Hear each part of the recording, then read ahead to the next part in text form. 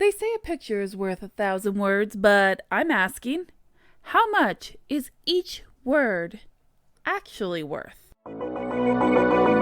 Welcome to Not Safe for Words. I'm your host, Crystal L. Kirkham, multi-genre author, editor, and cover designer. I'm here to give you insight into the world of publishing and to help you avoid the mistakes that others have made. So stick around, you're in for one hell of a ride where I don't curb the curses.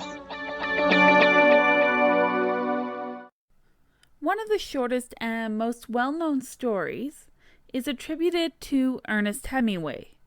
It is only 6 words long.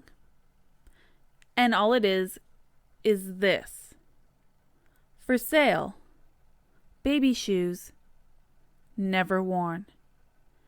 Now, that's really not much more than an advertisement, but it tells a story. It tells a story of hope and loss in 6 words. Each word in that story counts for a hell of a lot. Because you take away one, and the entire story unravels. And that's what this episode is all about. I mean, we've done our diving in to topics about querying and about the mechanics of this business.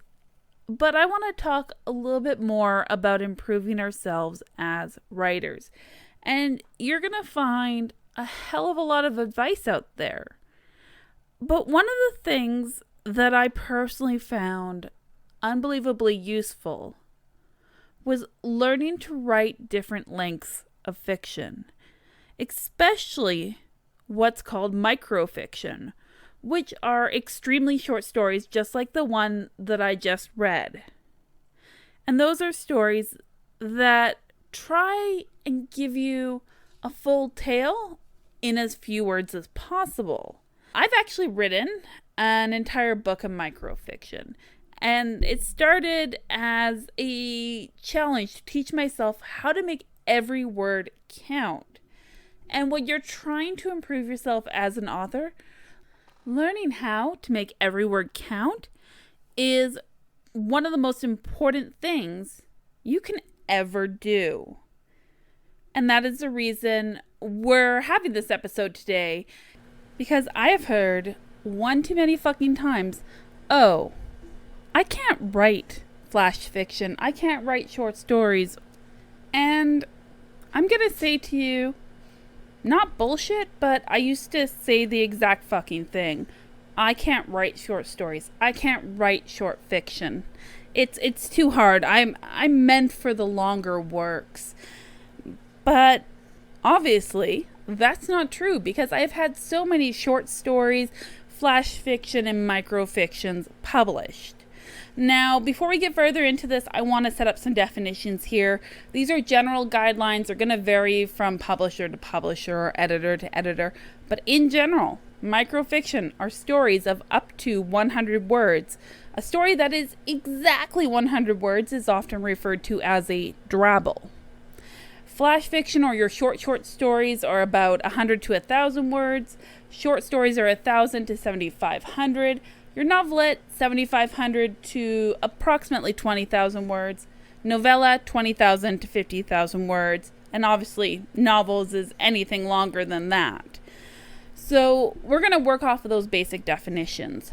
Now, when I decided to challenge myself to learn how to write microfiction, I used a Twitter hashtag game called VSS365, where you get a word prompt every day from a host of the game. The host varies month to month, sometimes even week to week, depending on how many people are volunteering to do it.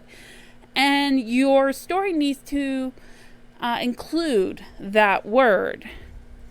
Here's an example of one of mine. The word given that day was abominable. And I titled the story, Made for This. They called her abominable. She didn't know why. In her mind, what she did was right. Ridding the world of those who weren't worthy. It was what she had been made for. Destruction. Sure, it was meant to be souls, but a little dismemberment was far more fun. And that's my little story. Well, there definitely could have been some improvements to it. it does tell a tale of maybe not a person, but a creature who is meant to destroy souls, and instead decide to use their power to destroy whole human beings instead. I mean, what do you expect from me? I mean, I write horror, I write dark fiction, but that's kind of the idea behind VSS 365, is just to write a story. And I found that doing this, when I had to edit these stories to fit into something as small as a tweet, that I learned to make every word count just a little bit more. When I started expanding upon that, I moved on to drabbles, exactly 100 words. It's a great practice in editing and making those words count as well. As that expanded, I started writing more and more short stories when I got involved with more publishers who were doing anthologies and collections. To the point that I have actually been often invited to invitation-only anthologies, ones where they actually ask you, they don't put out an open call. And that's quite an honor that people like my short stories enough to do that. And I would never have gotten that if all I did was stick to writing novels. Now, how this translates into novel writing? Well, I may be the kind of writer who likes to write my stories shorter, but learning how to make every word count and learning how to bring out more detail in fewer words actually allowed me to really write a better story, to describe scenes in less words so I can spend more time developing the story. And to me, this makes for a better read, using my economy of words to get rid of exposition potatoes and overly long prose that bores and takes the reader out of your damn story, because that's the last thing you want. By learning how to make those words count, you can get your point across that you wanted to say in exposition in far fewer words. And this means you are a lot less likely to lose your reader.